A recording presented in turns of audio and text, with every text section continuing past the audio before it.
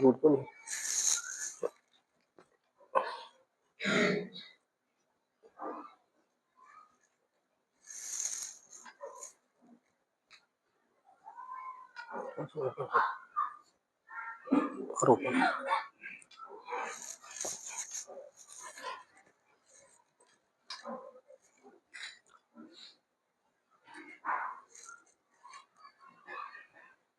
ان الحمد للہ نحمده ونستعینه ونستغفره ونعوذ باللہ من شرور انفسنا ومن سیئات اعمالنا من يهده الله فلا مضل له ومن يضلل فلا هادي له واشهد ان لا اله الا الله وحده لا شريك له واشهد ان محمدا عبده ورسوله يا أيها الذين آمنوا اتقوا الله حق تقاته ولا تموتن إلا وأنتم مسلمون يا أيها الناس اتقوا ربكم الذي خلقكم من نفس واحدة وخلق منها زوجها وبث منهما رجالا كثيرا ونساء واتقوا الله الذي تساءلون به والأرحام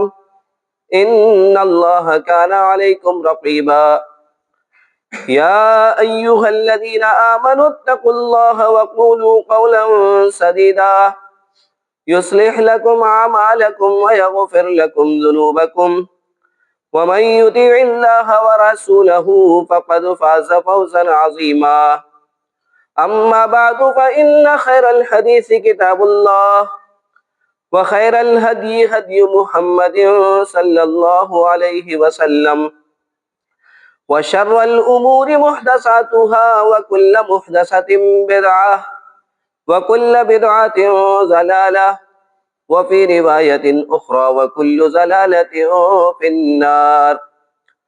يقول الله سبحانه وتعالى في كلامه الكريم والفرقان الحميد أعوذ بالله من الشيطان الرجيم بسم الله الرحمن الرحيم يا أيها الذين آمنوا اركعوا واسجدوا واعبدوا ربكم وافعلوا الخير لعلكم تفلحون.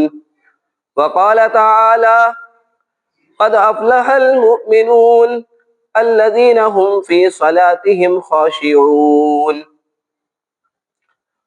رب اشرح لي صدري ويسر لي أمري واحلل عقدة من لساني يفقهوا قولي رب زدني علما سبحانك لا علم لنا إلا ما علمتنا إنك أنت العليم الحكيم. حاضرین مسجد، تمام قسم کی تعریف و توصیف، حمد و ثنا، بزرگی و کبریائی، عظمت و جلال، تحمید و تقدیس اللہ وحدہ لا شریک، خالق کائنات، مالک ارض و سما ہی کے لیے لائق و زیبا ہے.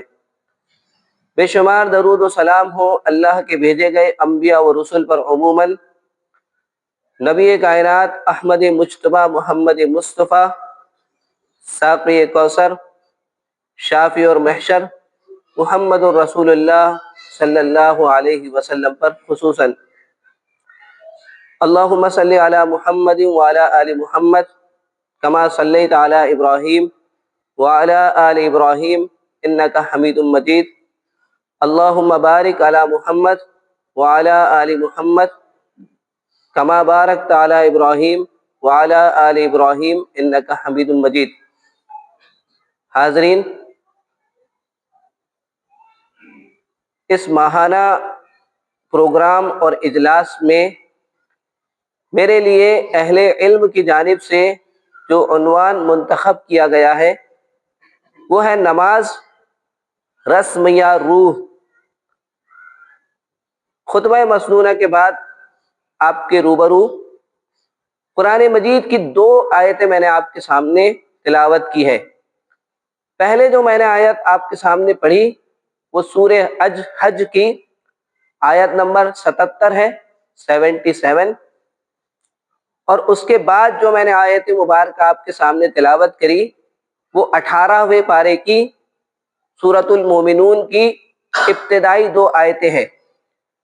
ان دونوں آیتوں میں مفلحون یا تفلحون کے الفاظ آئے ہیں۔ گویا ان دونوں آیتوں میں کامیاب ہونے والے لوگوں کے اوصاف اور صفتیں بیان ہوئی ہیں۔ نماز ایک ایسا موضوع ہے جو ہماری کامیابی اور ناکامیابی سے متعلق ہے۔ یہ دونوں آیتیں اس بات کی طرف اشارہ کرتی ہیں کہ نماز کو سیریسلی لینے والا کامیابی کی طرف ہے، اور نماز کی فکر نہ کرنے والا، اسے رسماً یوں ہی عام سمجھ لینے والا ناکامیابی کی طرف ہے۔ انسان کو اپنی کامیابی کی فکر ہونی چاہیے، اور ہر انسان اس دنیا میں آیا ہے وہ دنیا میں تو کامیاب ہونا ہی چاہتا ہے، لیکن ایک اصل مسلمان کی جو فکر ہے وہ یہ ہونی چاہیے کہ وہ دنیا میں بھی کامیاب ہو اور آخرت میں بھی اللہ رب العالمین کے یہاں وہ کامیاب اور مقبول بن جائے۔ ایک انسان جب اس دنیا میں آتا ہے، کچھ سوالات، کچھ فکریں اس کے ذہن و قلوب اور دماغ میں گھومتے رہتی ہے کہ وہ کہاں سے آیا ہے، کیوں آیا ہے، اور کہاں جائے گا۔ ان تینوں سوالات کے تسلی بخش جوابات قرآن و سنت کو پڑھنے سے ہمیں مل جاتے ہیں۔ ہم عالم ارواح سے آئے ہیں، اللہ تعالیٰ سے وعدہ کر کے آئے ہیں کہ صرف اور صرف اللہ تعالیٰ ہی کی عبادت کریں گے۔ اس لیے آئے ہیں اس دنیا میں، اس زمین پر، کہ اللہ تعالیٰ ہی کی عبادت ہم کریں گے، اور مرنے کے بعد ہم اللہ رب العالمین کے یہاں اپنے اعمال کو لے کر پہنچ جائیں گے۔ دنیا میں زندگی جو اللہ نے دی ہے، اس زندگی کا ایک مقصد ہے، وہ ہے اللہ تعالیٰ کی عبادت کرنا۔ عبادت بہت ساری ہے، رکوع بھی اللہ کی عبادت ہے، سجدہ بھی عبادت ہے، نماز، روزہ، حج، عمرہ، زکوٰۃ، صدقات اور خیرات، یہ بھی اللہ کی عبادت ہے۔ اچھے کام سنت مطہرہ کے طریقے پر اللہ تعالیٰ کو راضی کرنے کے لیے کیے جائے، یہ بھی عبادتوں میں شمار ہوتے ہیں، اور جب یہ ایک انسان انجام دے دے تو اللہ تعالیٰ اسے خوشخبری دیتا ہے کہ تم لوگ کامیاب ہو جاؤ گے۔ یہی سورہ حج کی آیت نمبر 77 کا پیغام ہے کہ اللہ نے فرمایا، اے ایمان والو، تم رکوع کرو، تم سجدے کرو، صرف اور صرف اللہ تعالیٰ ہی کی عبادت کرو، خیر کے کام انجام دو تاکہ تم لوگ کامیاب ہو جاؤ۔ تو معلوم ہوا کہ عمل کے قبول ہونے کی شرط اور اللہ رب العالمین کے یہاں کامیاب ہونے کی سب سے اولین اور پہلی شرط ایمان ہے۔ اب ایمان کے بعد اس آیت میں یا ایھا الذین آمنوا کے بعد اللہ نے کہا آمنوا ارکعوا واسجدوا، کہ تم رکوع کرو اور تم سجدے کرو، واعبدوا ربکم، اور اپنے رب کی عبادت کرو۔ اپنے رب کی عبادت کرو میں رکوع بھی آ جاتا ہے اور سجدہ بھی آ جاتا ہے، لیکن اللہ رب العالمین نے اس آیت میں بطور خاص رکوع اور سجدے کا ذکر کیا، اس لیے تاکہ اللہ رب العالمین کو ایمان کے بعد نماز جیسی عبادت اتنی زیادہ محبوب ہے کہ عبادتوں کا بھی جہاں اللہ تعالیٰ نے بطور خاص ذکر کیا تو اس میں بھی اللہ رب العالمین نے ایمان کے بعد رکوع کا اور سجدے کا ذکر کیا، اور بتلایا کہ تم صرف اور صرف اللہ تعالیٰ ہی کی عبادت کرو تاکہ تم لوگ کامیاب ہو جاؤ۔ رکوع کا مطلب ہوتا ہے جھکنا، یہ ایک ایسی عبادت ہے رکوع جو نماز میں انجام دی جاتی ہے، یعنی ایک مخصوص طریقے سے جھکنا کہ ہماری پیٹھ سیدھی ہو جائے اور ہمارے دونوں ہاتھ جو ہے وہ گھٹنے کو مضبوطی کے ساتھ پکڑے ہوئے ہو اور ہماری نظریں جو ہے وہ سجدے کی جگہ پر ہو، اور سجدے میں بھی ایک مخصوص طرح سے سجدہ کرنا کہ ہماری پیشانی، ہماری ناک یہ زمین پر ٹکی ہوئی ہو، ہمارے دونوں ہاتھ انگلیوں سمیت اچھی طرح سے زمین پر جمے ہوئے ہو، اور ہماری پاؤں اور پاؤں کی انگلیاں بھی زمین کی طرف ہو، اور ان کے جو ہے ان کا جو رخ جو ہے وہ قبلے کی طرف ہو۔ تو گویا اللہ نے عبادتوں کا ذکر کیا تو وہاں رکوع اور سجدے کا پہلے ذکر کیا۔ گویا رکوع اور سجدہ یہ اللہ رب العالمین کے نزدیک بہت ہی زیادہ اہمیت رکھتا ہے۔ رکوع اور سجدہ یہ نماز میں کثرت کے ساتھ کیا جاتا ہے، اور رکوع ایسی عبادت ہے جو نماز کے علاوہ دیگر اور کسی جگہ نہیں ہے، اور سجدہ بھی تلاوت کے موقع پر آتا ہے، یعنی ہم عام تلاوت کر رہے ہو اور سجدہ تلاوت آ گیا تو سجدہ آدمی کرتا ہے، یا اسے کوئی نعمت ملے تب وہ سجدہ کرتا ہے، سجدہ شکر۔ اور اسی طرح سے اس کے علاوہ باقی کے جتنے بھی سجدے ہیں وہ سب نمازوں میں ہی ہوتے ہیں۔ اور اسی لیے آپ دیکھیں سجدے کی ایک اہمیت یہ بھی ہے کہ رکوع ایک مرتبہ ہے لیکن ایک ہی رکعت میں سجدہ 2 مرتبہ ہے، یہ بھی جو ہے سجدے کی اہمیت اور فضیلت بتاتا ہے۔ اور رسول اللہ صلی اللہ علیہ وسلم کی حدیث ہم کو یہ بتاتی ہے کہ بندہ سب سے زیادہ اللہ تعالی سے قریب سجدے میں ہوتا ہے۔ قرآن مجید میں جس عبادت کا سب سے زیادہ بار تذکرہ کیا گیا ہے وہ نماز ہے۔ اہل علم کہتے ہیں کہ نماز کے بارے میں اجمالاً اور مفصلاً 700 سے زائد مقامات پر اللہ رب العالمین نے تذکرہ فرمایا ہے۔ نماز کو اللہ رب العالمین نے ایمان کہا ہے، نماز کو اللہ رب العالمین نے ایمان کہا ہے۔ گویا جو شخص ایمان لانے کے بعد نماز قائم کرتا ہے وہ ایمان والا ہے۔ سورہ بقرہ آیت نمبر 143، پارہ نمبر 2، وَمَا كَانَ اللَّهُ لِيُضِيعَ إِيمَانَكُمْ إِنَّ اللَّهَ بِالنَّاسِ لَرَءُوفٌ رَحِيمٌ کہ اللہ رب العالمین تمہارے ایمان کو ضائع، تباہ اور برباد نہیں کرے گا۔ ان اللہ بالناس لرؤوف الرحیم، بے شک اللہ رب العالمین لوگوں کے لیے مہربان اور رحم کرنے والا ہے۔ مسلمان قبلہ اول بیت المقدس کی طرف ایک عرصے تک رخ کر کے نماز پڑھتے رہے، پھر حکم ہوا کہ خانہ کعبہ کی طرف رخ کر کے نماز پڑھو۔ اس دوران اس طویل مدت میں بہت سارے صحابہ وفات پا گئے، بہت سارے صحابہ شہید ہو گئے۔ تو جو صحابہ زندہ رہ گئے تھے ان کے ذہن و دماغ میں یہ شکوک اور شبہات پیدا ہوئے کہ ہمارے ان صحابہ کا کیا معاملہ ہوا، یا ہماری ان نمازوں کا کیا ہوا جو ہم نے بیت المقدس کی طرف رخ کر کے پڑھی ہے۔ تو انہوں نے یہ سوال اللہ کے نبی صلی اللہ علیہ وسلم سے پوچھا، تو اللہ رب العالمین نے یہ آیت مبارکہ جو دوسرے پارے میں سورہ بقرہ میں آیت نمبر 143 ہے فرمایا، وَمَا كَانَ اللَّهُ لِيُضِيعَ إِيمَانَكُمْ کہ اللہ رب العالمین تمہارے ایمان کو، یعنی اللہ رب العالمین تمہاری نمازوں کو ضائع نہیں کرے گا، بے شک اللہ رب العالمین لوگوں کے لیے مہربان رحم کرنے والا ہے۔ ایمان کے بعد عمل ہونا چاہیے۔ قرآن مجید کو جہاں بھی آپ پڑھیں گے تو اللہ رب العالمین نے آمنو کے بعد وعملوا الصالحات کے الفاظ ضرور فرمائے ہیں، اور سب سے افضل عمل نماز ہے۔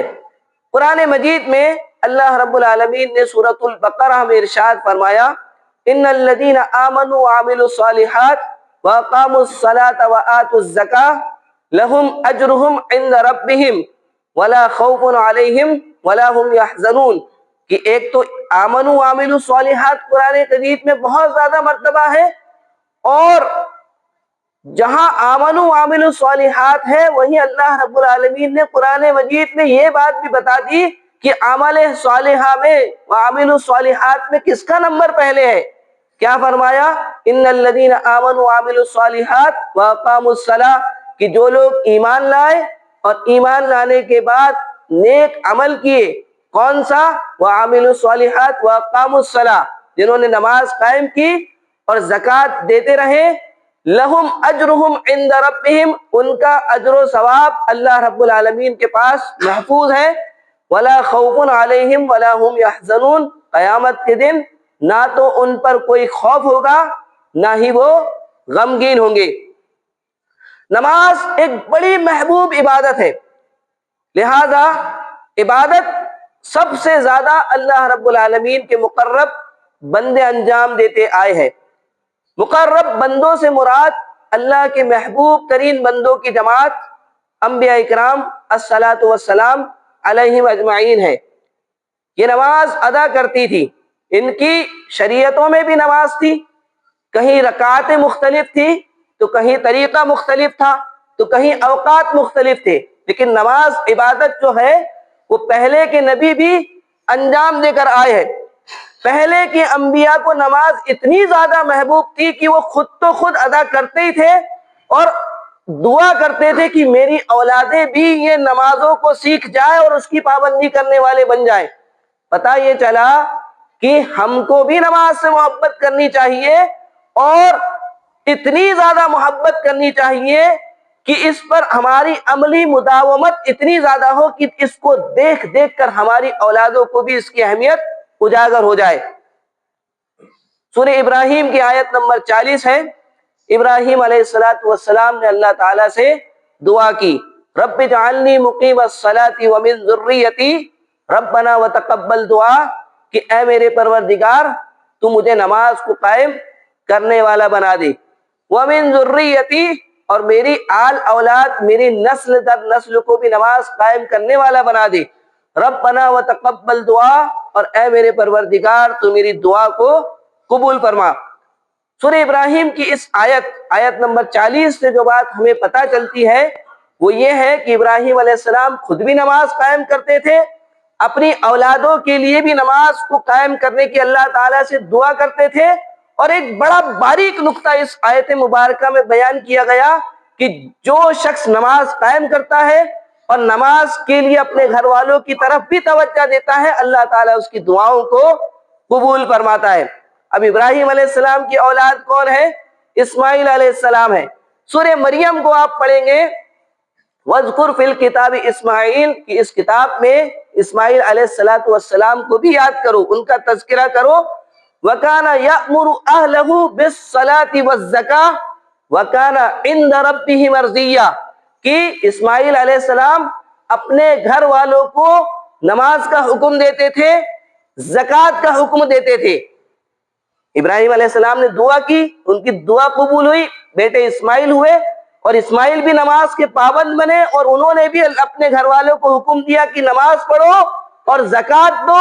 اور پھر اللہ تعالیٰ نے اس کا فائدہ ان کو کیا حاصل ہوا وہ فرمایا، وَكَانَ عِندَ رَبِّهِ مَرْضِيًّا. یہ اسماعیل علیہ السلام اللہ تعالیٰ کے یہاں محبوب اور پسندیدہ بندے تھے. گویا اللہ تعالیٰ کا پسندیدہ اور محبوب بندہ ہمیں بننا ہے تو نہ صرف نماز پڑھنا ہے بلکہ گھر والوں کو بھی نماز کا حکم دینا ہے. نماز ایک افضل عمل ہے، اسی لیے حدیث میں بھی بار بار نماز کی تاکید ہوئی ہے. صحیح بخاری کی 5970 نمبر کی حدیث ہے. عبداللہ ابن مسعود رضی اللہ تعالیٰ عنہ اس حدیث کے راوی ہے.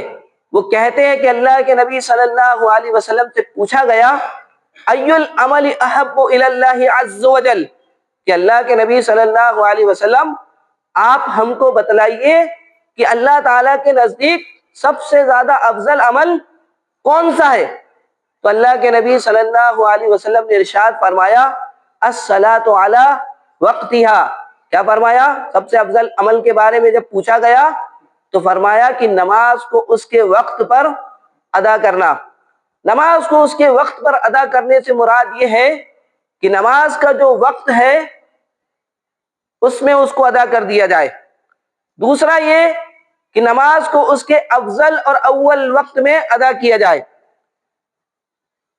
تیسرا یہ قاعدہ ہم سمجھ لیں کہ گرمی کے موسم میں ظہر کی نماز اور عام حالات میں بھی عشاء کی نماز یہ مؤخر کر کے، یہ تاخیر سے کر کر پڑھنا جو ہے مستحب اور افضل ہے۔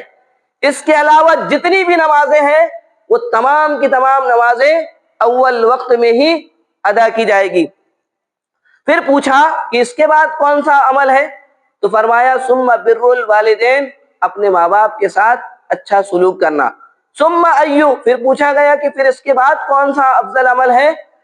تو اللہ کے نبی صلی اللہ علیہ وسلم نے فرمایا الجہاد فی سبیل اللہ، کہ اللہ تعالیٰ کے راستے میں محنت، کوشش اور مشقت کرنا۔ اس حدیث سے ہمیں جو اہم بات پتہ چلی وہ یہ ہے کہ نماز کو اس کے وقت پر ادا کرنا یہ ایک افضل عمل ہے اور یہ بہت ہی زیادہ ضروری ہے۔ نماز اولین عملی فریضہ ہے۔ اللہ کے نبی صلی اللہ علیہ وسلم کے پاس ایک گاؤں کا شخص آیا، جسے اعرابی کہتے ہیں، دیہاتی اور بدو۔ ابو ہریرہ رضی اللہ تعالیٰ عنہ نے اس حدیث کو روایت کیا ہے، صحیح بخاری اور صحیح مسلم میں روایت ہے۔ اس نے پوچھا دلنی علی عمل اذا عملتہ دخلت الجنہ، اللہ کے نبی صلی اللہ علیہ وسلم آپ مجھ کو کوئی ایسا عمل بتائیے جس کو میں کروں تو جنت میں داخل کر دیے جاؤں۔ تو اللہ کے نبی صلی اللہ علیہ وسلم نے فرمایا تعبد اللہ لا تشرک بہ شیئا، کہ صرف اور صرف اللہ تعالیٰ کی عبادت کرو، اللہ کی ذات کے ساتھ کسی کو شریک مت کرو۔ وَتُقِيمُ الصَّلَاةَ الْمَكْتُوبَةَ، اور فرض نماز کو قائم کرو۔ وَتُؤْتِ الزَّكَاةَ الْمَفْرُوضَةَ، اور جو زکوٰۃ تم پر فرض ہوتی ہو اسے ادا کرو۔ وَتَصُومُ رمضان، اور رمضان کے روزے رکھو۔ تو اس شخص نے کیا کہا؟ لا ازید علی ھذا، اس سے زیادہ میں نہیں کروں گا، یعنی جو آپ نے مجھ کو بتلا دیا، یہ جو فرائض اللہ کے نبی صلی اللہ علیہ وسلم نے اس دیہاتی کو بتائے، اس نے کہا کہ میں اس سے زیادہ نہیں کروں گا۔ فلما ولا، جب وہ شخص پلٹ کر جانے لگا تو اللہ کے نبی صلی اللہ علیہ وسلم نے ارشاد فرمایا من سرہ ان ینظر الی رجل من اہل الجنہ فلینظر الی ھذا، تم میں سے جو بھی شخص کسی جنتی شخص کو دیکھنا چاہتا ہو وہ اس آدمی کو، اس شخص کو دیکھ لے۔ یہ حدیث میں نے اس لیے بھی بیان کی کہ بہت سارے لوگ جو ہے اس حدیث کو صحیح سے سمجھ نہیں پاتے۔ اس حدیث میں بتایا گیا ہے کہ فرائض کی پابندی سب سے زیادہ ضروری ہے، اس کے بعد دیگر کام ہے۔ صرف فرائض کی پابندی تک انسان محدود نہیں ہے، لیکن اصل جو چیز ہے وہ فرائض کی پابندی ہے، اور جب فرائض کی انسان پابندی کرتا ہے تو پھر وہ نوافل اور زیادہ عبادتوں کی طرف، نفلی عبادتوں کی طرف راغب اور متوجہ ہوتا ہے۔ نماز کو پابندی کے ساتھ ادا کرنے والا شخص، ایسے شخص کا شمار صدیقین، شہداء اور صالحین کے ساتھ ہوگا۔ صحیح ابن خزیمہ کی روایت ہے، عمرو بن مرہ الجہنی رضی اللہ تعالیٰ عنہ اس حدیث کے راوی ہیں، وہ کہتے ہیں جاء رجل من بنی قزاعہ، بنی قزاعہ عرب کا ایک مشہور قبیلہ ہے، وہاں کا ایک شخص اللہ کے نبی صلی اللہ علیہ وسلم کے پاس آیا اور اس نے کیا کہا؟ ارأیت ان شہدت ان لا الہ الا اللہ وانک رسول اللہ وصلیت صلوات الخمس وآتیت الزکاة وصمت رمضان وقمته فممن انا، فقال النبی صلی اللہ علیہ وسلم من مات على هذا كان من الصدیقین والشہداء۔ وہ آدمی آیا اللہ کے نبی صلی اللہ علیہ وسلم کے پاس اور اس نے کہا کہ اللہ کے نبی صلی اللہ علیہ وسلم آپ اس بارے میں کیا کہتے ہیں کہ میں اس بات کی گواہی دوں کہ اللہ کے علاوہ کوئی معبود نہیں اور آپ اللہ کے رسول صلی اللہ علیہ وسلم ہیں، اور میں ایک دن میں 5 فرض نمازیں فجر، ظہر، عصر، مغرب اور عشاء بھی پابندی سے ادا کرتا رہوں، اور جو زکوٰۃ مجھ پر عائد ہوتی ہے وہ بھی میں دوں، اور رمضان کے روزے بھی رکھوں، اور رمضان میں قیام بھی کروں، تراویح کی نماز بھی پڑھوں۔ فَمِمَّنْ أَنَا، تو مجھ کو کیا ملے گا، یا میرے بارے میں آپ کا کیا حکم ہے؟ تو اللہ کے نبی صلی اللہ علیہ وسلم نے فرمایا مَن مَاتَ عَلَى هَذَا كَانَ مِنَ الصِّدِّيقِينَ وَالشُّهَدَاءِ، جو شخص ایسا کرتے کرتے مر جائے گا، کیسا کرتے کرتے؟ شہادتین پر اس کا مکمل ایمان اور اقرار رہے گا، دن بھر کی وہ 5 وقت کی نمازیں مسلسل پڑھتا رہے گا، اور رمضان کے روزے بھی رکھے گا، زکوٰۃ بھی دے گا، اور رمضان میں قیام بھی کرے گا۔ وَمِمَّنْ أَنَا، تو اس کو کیا ملے گا؟ تو آپ نے فرمایا جو شخص ایسا کرتے کرتے مر جائے گا، كَانَ مِنَ الصِّدِّيقِينَ وَالشُّهَدَاءِ، ایسا شخص صدیقین اور شہداء میں سے ہوگا، یعنی ان کے ساتھ ہوگا۔ صدیقین اور شہداء جو ہے یہ جنت میں نبیوں کے ساتھ ہوں گے، اور نبی جو ہے ان کا بڑا اعلیٰ مقام ہے، تو نبیوں کے ساتھ جنت میں صدیقین اور شہداء ہوں گے، تو وہیں شہادتین کا اقرار کرنے والا بھی ہوگا، 5 وقت کی نمازوں کو مسلسل پڑھنے والا بھی ہوگا۔ اس حدیث میں لفظ کانا آیا ہے۔ کانا جو ہے کاف الف زبر کا نون زبر نا، کانا آپ پڑھتے ہوں گے، یہ پرفیکٹ کنٹینیوس کا ٹینس ہے، یعنی اس میں تکرار ہے، استمرار ہے، جو مسلسل ایسا کرے گا۔ گویا نماز کی حفاظت جو ہے وہ انتہائی ضروری ہے۔ اسی لیے اللہ کے نبی صلی اللہ علیہ وسلم نماز کو بہت ہی زیادہ اہمیت دیا کرتے تھے۔ اللہ کے نبی صلی اللہ علیہ وسلم کے پاس جب صحابی آتے اسلام قبول کرتے تو آپ صلی اللہ علیہ وسلم ان سے بیعت لیا کرتے، تو بیعت اس بات کی بھی ہوتی کہ وہ نماز کو قائم کرے گا۔ جربیر بن عبداللہ بجلی رضی اللہ تعالیٰ عنہ کہتے ہیں بایعت رسول اللہ صلی اللہ علیہ وسلم علی اقام الصلاۃ و ایتاء الزکاۃ والنصح لکل مسلم، کہ اللہ کے نبی صلی اللہ علیہ وسلم نے مجھ سے اس بات پر بیعت لی کہ میں نماز کو قائم کروں گا اور زکوٰۃ دیتا رہوں گا، اور ہر مسلمان کے ساتھ خیر خواہی کا جذبہ رکھوں گا۔ اہل علم نے اس حدیث سے متعلق ایک بڑی عمدہ بات کہی ہے، وہ یہ ہے کہ دوسرے مسلمانوں سے یا عام لوگوں سے خیر خواہی کا جذبہ وہی شخص صحیح معنوں میں رکھ پائے گا جو اللہ تعالیٰ سے خیر خواہی کا جذبہ رکھتا ہے اور نماز کو قائم کرتا ہے، اور اللہ کے دیے ہوئے مال کو اللہ تعالیٰ کے راستے میں خرچ کرتا ہے۔ نماز ایک ایسی عبادت ہے کہ اللہ کے نبی صلی اللہ علیہ وسلم نے آخری جو کلام فرمایا، علی رضی اللہ تعالیٰ عنہ کہتے ہیں کانا آخر کلام النبی صلی اللہ علیہ وسلم الصلاۃ وما ملکت ایمانکم، اللہ کے نبی صلی اللہ علیہ وسلم حالت مرض میں ہیں، اور آپ صلی اللہ علیہ وسلم اس دنیا سے جانے والے ہیں۔ صرف آپ ہی نہیں جانے والے ہیں بلکہ اب انبیاء کا سلسلہ بھی ختم ہونے والا ہے، قیامت تک کوئی نبی اب آپ کے بعد آنے والا نہیں ہے، آپ صلی اللہ علیہ وسلم ہی آخری نبی ہے۔ لہذا اللہ کے نبی صلی اللہ علیہ وسلم نے اپنی زبان سے جو سب سے آخری کلام کیا وہ کیا تھا؟ الصلاۃ، نماز کا خیال رکھنا۔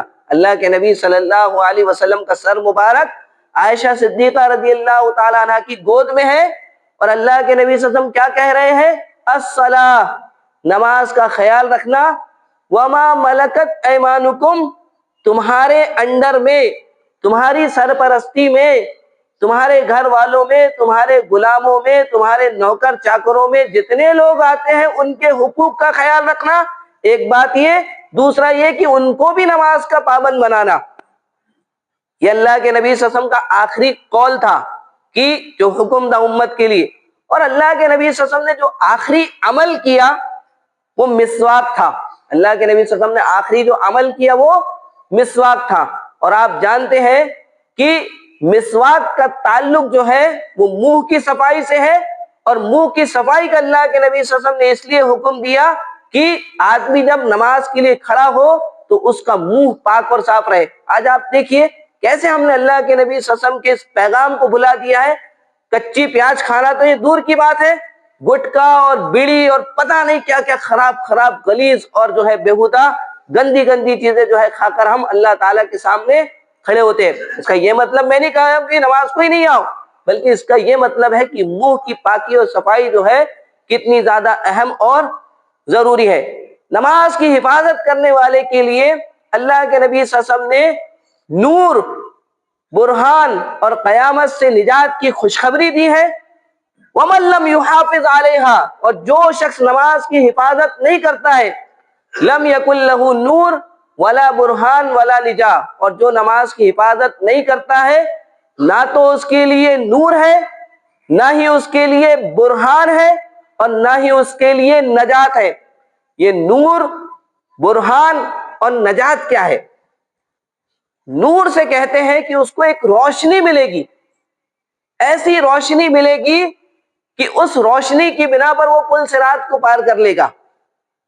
برہان سے مراد دلیل ہے، ایسی دلیل نماز کی حفاظت کرنے والے کو دی جائے گی کہ ان دلیلوں کی بنیاد پر وہ قبر کے سوالات کے جواب دے دے گا۔ ان دلیلوں کی بنیاد پر اللہ کا فضل و کرم ہوگا، تبھی اسے یہ دلیلیں ملے گی، برہان ملے گی، وہ اللہ کے سوالوں کا جواب بھی دے دے گا۔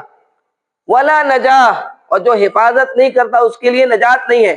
اور پھر اس کے بعد فرمایا وَكَانَ يَوْمَ الْقِيَامَةِ مَعَ فِرْعَوْنَ وَحَامَانَ وَقَارُونَ وَأُبَيْ بن خلف، اور نماز کی حفاظت نہیں کرنے والا شخص جو ہے قیامت کے دن فرعون کے ساتھ ہوگا، حامان کے ساتھ ہوگا، قارون کے ساتھ ہوگا اور ابی بن خلف کے ساتھ ہوگا۔ جب ہم قرآن کو پڑھے، حدیث کو پڑھے، تو بڑی عمدہ عمدہ شخصیتوں کا بھی تذکرہ ملتا ہے، نبیوں کا، اللہ کے ولیوں کا، صالحین کا، صدیقین کا، شہداء کا۔ وہی جب ہم قرآن و حدیث کو پڑھے تو بڑے مغبوظ، بڑے اکھڑ، بڑے متکبر، بڑے ظالم اور بڑے جابر لوگوں کا بھی تذکرہ ملتا ہے، جن پر اللہ رب العالمین کی ہزاروں ہزار لعنتیں ہو۔ اس میں فرعون ہے، اس میں حامان ہے، اس میں قارون ہے، اس میں ابی بن خلف ہے۔ جو نماز نہیں پڑھتا ہے، جو نماز کی حفاظت نہیں کرتا ہے، گویا وہ بھی ان کی فہرست میں، ان کی شبوں میں شامل ہے۔ لہذا نماز کی حفاظت جو ہے وہ انتہائی ضروری ہے۔ نماز ادا کرنے سے دراصل ہم اپنی آئندہ زندگی کو سدھارتے ہیں اور سنوارتے ہیں۔ اسی لیے آپ دیکھیں، ایک انسان کی جو زندگی ہوتی ہے وہ چلتی ہے، مسلسل چلتے رہتی ہے۔ کبھی زندگی میں خوشی ہوتی ہے تو کبھی غم۔ زندگی میں خوشی ہوتی ہے تو ہمیں اللہ تعالیٰ کا شکر ادا کرتے رہنا چاہیے، اور زندگی میں غم ہو، پریشانیاں ہو، تکلیفیں ہو، مصیبتیں ہو، آزمائشیں ہو، دل نہیں لگ رہا ہو، حالت قبض ہو، تو ایسی حالت میں انسان کو، بندے کو، مسلمان کو صبر کرنا چاہیے۔ زندگی یہ دو حالتوں سے خالی نہیں ہے، یا تو شکر ہوگا یا تو صبر ہوگا، اور ان دونوں چیزوں کا تعلق جو ہے نماز سے ہے۔ آج ہم سب، ہر شخص کہے گا کہ میں اللہ کا شکر ادا کرتا ہوں، میں اللہ کا کے لیے صبر ادا کرتا ہوں۔ یہ صرف کہنا نہیں ہے، یہ رسمی چیز نہیں ہے۔ اللہ کے نبی صلی اللہ علیہ وسلم کی حدیثوں کو ہم دیکھیں، آپ کی حیات طیبہ کو ہم دیکھیں، 4837 یا 38 نمبر کی روایت ہے صحیح بخاری میں، عائشہ صدیقہ رضی اللہ تعالیٰ عنہ کہتی ہیں اللہ کے نبی صلی اللہ علیہ وسلم کے بارے میں کہ اللہ کے نبی صلی اللہ علیہ وسلم راتوں کو اٹھ کر بڑا لمبا لمبا قیام کیا کرتے تھے۔ آپ صلی اللہ علیہ وسلم راتوں کو اٹھ کر نماز کے لیے کھڑا ہوتے تو بہت دیر دیر تک کھڑے رہ کر جو ہے نماز کو ادا کیا کرتے تھے، یہاں تک کہ اللہ کے نبی صلی اللہ علیہ وسلم کے پاؤں مبارک، قدم پھٹنے لگتے، آپ کے پاؤں مبارک میں سوجن آ جاتی۔ تو ام المومنین عائشہ صدیقہ رضی اللہ تعالی عنہ کہتی ہے کہ آپ ایسا کیوں کرتے ہیں، یعنی اتنا لمبا لمبا نماز کیوں پڑھتے ہیں، راتوں کو اٹھ کر اتنا لمبا لمبا قیام کیوں کرتے ہیں؟ حالانکہ اللہ تعالیٰ نے آپ کے اگلے اور پچھلے سب گناہ کیا معاف نہیں کر دیے ہیں؟ تو اللہ کے نبی صلی اللہ علیہ وسلم ارشاد فرماتے ہیں افلا اکون عبدا شکورا، کہ کیا میں اللہ تعالیٰ کا شکر گزار بندہ نہ بنوں؟ آپ دیکھیں اس حدیث میں ہمارے لیے بہت بڑا پیغام ہے کہ اللہ کے نبی صلی اللہ علیہ وسلم فرائض تو فرائض، فجر ظہر عصر مغرب عشاء، یہ تو مردوں پر کبھی معاف ہے ہی نہیں، کوئی معاف ہے کیا؟ مردوں کو حیض آتا ہے کیا بتائیے؟ تو مردوں کے لیے تو یہ معاف ہے ہی نہیں، اور عورتوں کو کچھ مخصوص حالات میں نماز جو ہے معاف ہے۔ نماز کے بارے میں کیا ہے کہ کھڑے ہو کر نماز پڑھو، کھڑے ہو کر نہیں پڑھ سکتے ہیں تو بیٹھ کر پڑھو، بیٹھ کر نہیں پڑھ سکتے ہیں تو لیٹ کر پڑھو، لیٹ کر بھی پڑھنے کی طاقت نہیں ہے تو اشارے سے پڑھو، سفر میں ہے تو قصر کے ساتھ نماز پڑھو، سنتیں معاف ہے چاہے تو پڑھ لو، لیکن فجر کی 2 سنتیں اور عشاء کے بعد جو وتر ہے اسے مت چھوڑو، اور جنگ کی حالت میں بھی نماز معاف نہیں ہے۔ علامہ اقبال نے کیا ہی بہترین کہا، آ گیا اگر عین لڑائی وقت نماز، قبلہ رخ ہو کے زمیں بوس ہوئی قوم حجاز۔ تو اللہ کے نبی صلی اللہ علیہ وسلم فرائض تو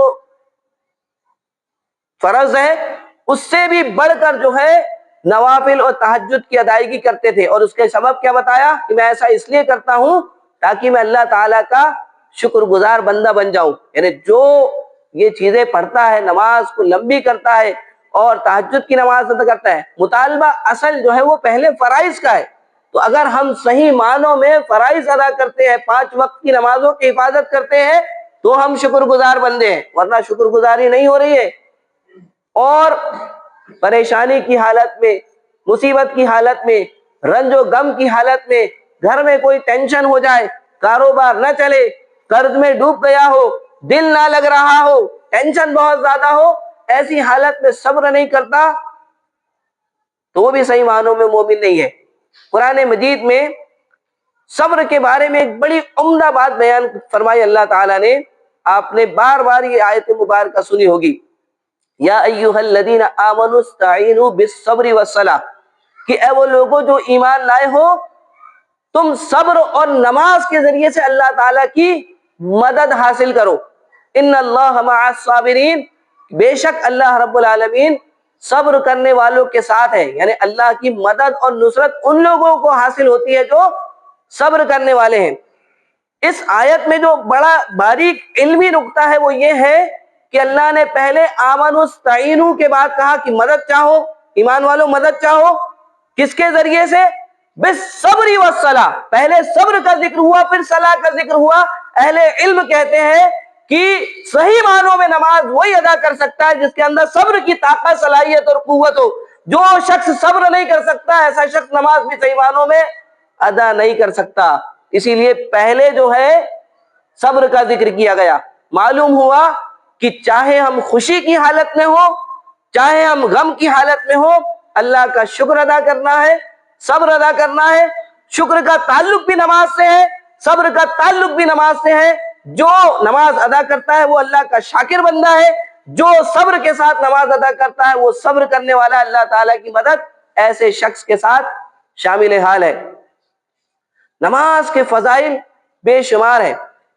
نماز انسان کو آنے والی زندگی میں چین و سکون ادا کرتی ہے، کیونکہ نماز ذکر اور اذکار کا مجموعہ ہے۔ سورہ رعد کی آیت نمبر 28 ہے، الا بذکر اللہ تطمئن القلوب، جان لو کہ اللہ تعالیٰ کے ذکر سے دلوں کو چین و سکون، اطمینان حاصل ہوتا ہے۔ عام لوگ یہ سمجھتے ہیں کہ ہم بس ذکر کر لیں تو یہ اذکار ہو گئے۔ یہاں پر اللہ کے ذکر سے مراد عقیدہ توحید ہے، یہاں پر ذکر سے مراد عقیدہ توحید ہے، اور پھر اس کے بعد جو ہے وہ زبانی اور عملی اذکار ہے۔ جب ایک انسان صحیح معنوں میں نماز پڑھتا ہے تو گویا وہ اللہ تعالیٰ پر جو ایمان لایا ہے اس کا اقرار کرتا ہے، اور جو اس نے عقیدہ بنایا ہے اس عقیدے کا اظہار کرتا ہے۔ آپ دیکھیں مؤذن بلاتا ہے حی علی الصلاۃ، آؤ نماز کی طرف، مؤذن بلاتا ہے حی علی الفلاح، آؤ کامیابی کی طرف۔ اس کامیابی اور اس نماز کی طرف آنے والے وہی شخص ہوتے ہیں جن کو اپنے کام دھندوں سے زیادہ جن کو اپنے گلوں میں نوٹ گنوں سے زیادہ، عورتوں کو گھر کے کھانا بنانے سے زیادہ، بچوں کو اپنے کھیل کود سے زیادہ، دوستوں کے ساتھ لغو لعب کرنے والوں سے زیادہ اس عقیدے کی فکر ہوتی ہے کہ اللہ کی جانب سے مؤذن نے صدا لگایا ہے، آؤ نماز کی طرف، آؤ کامیابی کی طرف، گویا وہ اپنے دل سے اس بات کا اظہار کر رہا ہوتا ہے کہ اصل کامیابی جو ہے وہ میرے کاروبار میں، کھیل کود میں، گھر میں، شادی بیاہ میں، دوستوں میں، مہمانوں میں، لو لیب میں، ادھر ادھر کی محفلوں میں نہیں ہے، بلکہ وہ نماز میں ہے۔ اس طرح سے گویا پھر اس کے قدم جو ہے نماز کے لیے آتے ہیں، اللہ تعالیٰ کے سامنے کھڑے ہوتا ہے، اللہ اکبر کہتا ہے تو وہ اپنے سارے معاملات کو اللہ تعالیٰ کے سپرد کر دیا رہتا ہے کہ میرے معاملات، میرا قرض، میری ٹینشن، میرا رشتہ، میرے گھر کے مسائل، میرے باہر کے مسائل، میری صحت، سب جو ہے یہ اللہ تعالیٰ سے چھوٹے ہیں، اللہ سب سے بڑا ہے، یہ اللہ تعالیٰ اس مسائل کو کن فیکون کرنے پر قادر ہے۔ گویا اس کا تعلق جو ہے نماز کا وہ سب سے پہلے عقیدے سے ہے، پھر اس کے بعد آتی ہیں چیزیں اذکار کی۔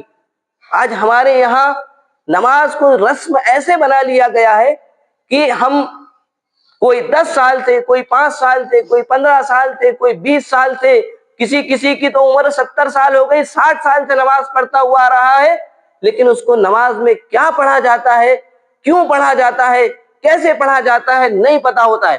اللہ اکبر کا معنی اور مفہوم تو میرے خیال سے سبھی لوگوں کو معلوم ہوگا کہ اللہ تعالیٰ سب سے بڑا ہے، لیکن اس کا واقعی معنوں میں مفہوم کیا ہے وہ یہ ہم کو سیکھنا سمجھنا ہے کہ جب ہم نے کہہ دیا رفع یدین کر کے اللہ اکبر تو پھر نماز سے بڑھ کر کوئی چیز نہیں ہے، ہمارے مسائل، ہمارا کام دھندا، یہ سب باقی اور بعد کی چیز ہے۔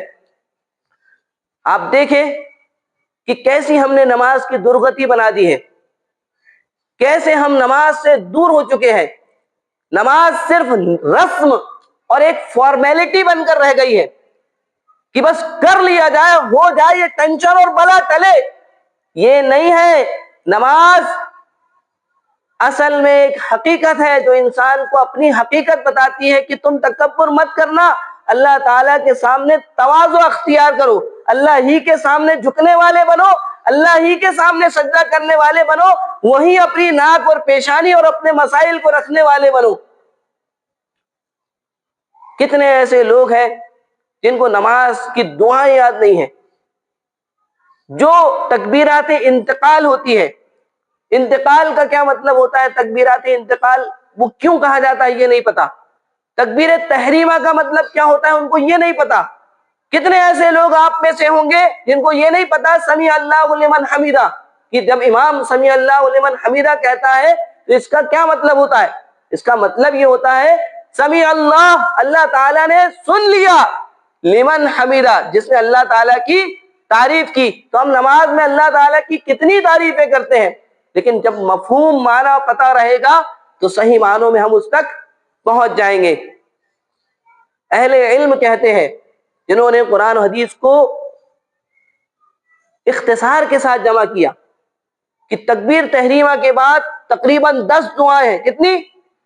10 دعائیں، سبحانک اللہم و بحمدک و تبارک اسمک و تعالی جدک و لا الہ غیرک، انی وجہت وجہی للذی فطر السماوات والارض حنیفا وما انا من المشرکین، اللہم باعد بینی و بین خطایایا۔ ایسی 9 یا 10 دعائیں ہیں، ہم کو کتنی یاد ہے؟ کسی کو ایک بھی یاد نہیں، کسی کو 1، کسی کو 2، کسی کو 3۔ رکوع میں کتنی دعائیں ہیں؟ اہل علم کہتے ہیں کہ 5 سے زائد دعائیں ہیں، سبحان ربی العظیم، سبحان ربی العظیم و بحمدہ، سبوح قدوس رب الملائکۃ والروح، سبحانک اللہم ربنا و بحمدک اللہم اغفر لی، اللہم لک رکعت و بک آمنت۔ ایسے کر کے 5 سے زائد دعائیں ہیں۔ رکوع سے اٹھنے کے بعد سمیع اللہ لمن حمیدہ، ربنا لک الحمد، اللہم ربنا ولک الحمد، ایسی 9 دعائیں ہیں۔ دونوں سجدوں کے درمیان کی دعا یاد نہیں ہے۔ اللہ کے نبی صلی اللہ علیہ وسلم کہتے ہیں یقول بین السجدتین اللہم اغفر لی وارحمنی وعافنی واہدنی وارزقنی، ایک روایت میں واجبرنی وارفعنی کا بھی الفاظ ہے، لیکن اہل علم نے اسے ضعیف کہا ہے۔ تشہد کے بارے میں ہے کہ پہلے تشہد میں التحیات اور درود شریف کے بعد دعا پڑھنا مستحب ہے، اور آخری تشہد میں جس میں سلام پھیرا جاتا ہے، التحیات پھر درود شریف، پھر اللہم انی ظلمت نفسی، اللہم انی اعوذ بک من عذاب القبر، اللہم ربنا آتنا فی الدنیا حسنہ. اور حدیث کہتی ہے کہ جو بھی آپ کے مسائل ہے وہ عربی الفاظ میں دعاؤں کے ذریعے سے ہم اپنی حاجت کو اللہ تعالیٰ سے پوری کروا لیں. دعا یاد نہیں ہے، اس وجہ سے ہماری نماز جو ہے وہ رسمن بنتی جا رہی ہے، اس کا معنی اور مفہوم یاد نہیں ہے، وہ دعائیں ہم کو تجوید کے ساتھ یاد نہیں ہے، لہذا ہم جو ہے وہ صرف اٹھک بیٹھک ہو رہی ہے. نماز کا جو اصل روح ہے وہ خشوع ہے. نماز کی جو اصل جو چیز ہے جو نماز سے ہم کو حاصل کرنی ہے وہ خشوع ہے. اسی لیے آپ دیکھیں کہ اللہ تعالیٰ نے نماز کے بارے میں جہاں فرمایا تو اس کا تعلق کامیابی سے فرمایا. جو میں نے آپ کے سامنے 2 آیت مبارکہ سب سے پہلے تلاوت کی تھی، اس میں نماز کا حکم ہے، نماز کے بارے میں ہے، اور ان دونوں آیتوں میں کامیابی کے بارے میں فرمایا. یعنی نماز جو ہے وہ کامیابی کی دلیل ہے. لیکن وہی قرآن مجید کو آپ پڑھیں گے تو آپ کو پتہ چلے گا کہ اللہ تعالیٰ نے ارشاد فرمایا جو نماز نہیں پڑھتے ہیں ان کے بارے میں تو سیدھا صاف اور اٹل فیصلہ ہے کہ وہ جہنمی ہے، ان کا انجام برا ہے.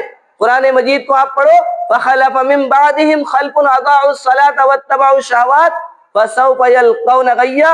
نیک لوگوں کے بعد ان کے ایسے ناخلف بیکار جانشین آئے جنہوں نے نماز کو ضائع کیا اور اپنی نفسانی خواہشات پر چلے، ان قریب ایسے لوگ گیا میں ڈال دیے جائیں گے. عبداللہ ابن مسعود رضی اللہ تعالیٰ عنہ کہتے ہیں گیا جہنم میں ایک دریا ہے جس کا پانی یا جس کا جو بہتی ہوئی جو چیز ہے وہ انتہائی کڑوی ہے اور اس کی گہرائی انتہائی زیادہ ہے. جب جنتی جنت میں چلے جائیں گے تو جنتی جہنمیوں سے سوال کریں گے قالوا لم نکن من المصلین ما سلککم فی سقر، تم سقر میں کیسے آ گئے؟ تو وہ کیا سب کہیں گے سب سے پہلے قالوا لم نکن من المصلین، ہم نماز نہیں پڑھتے تھے. اسی لیے میرے بھائیوں نماز پڑھے، گھر والوں کو بھی نماز پڑھائے، اس کا اہتمام کروائے، نماز کی حفاظت کرے، نماز کی دعاؤں کو یاد کرے، اس کے معنی اور مفہوم کو سمجھے اور بڑی دلچسپی کے ساتھ اس کو ادا کرنے والے بنے. جب یہ کیفیت اور یہ صورت ہم کو حاصل ہوگی تو ہم کو وہ فضیلتیں بھی حاصل ہوگی جو اللہ کے نبی صلی اللہ علیہ وسلم نے بیان فرمائی ہیں. طبرانی کی حدیث ہے، اللہ کے نبی صلی اللہ علیہ وسلم ارشاد فرماتے ہیں ان للہ ملکا ینادی عند کل صلاۃ یا بنی آدم قوموا الی نیرانکم اوقدتموها فاطفئوها، کہ اللہ تعالیٰ کی جانب سے ہر نماز کے وقت ایک فرشتہ پکار کر کہتا ہے، اللہ تعالیٰ کی جانب سے ایک فرشتے کو مقرر کر دیا جاتا ہے اور ہر نماز کے وقت وہ فرشتہ پکار کر کہتا ہے اے بنی آدم تم کھڑے ہو جاؤ اور اپنے آپ کو اس جہنم کی آگ سے بچا لو جس کو تم نے اپنے گناہوں سے جلایا ہے.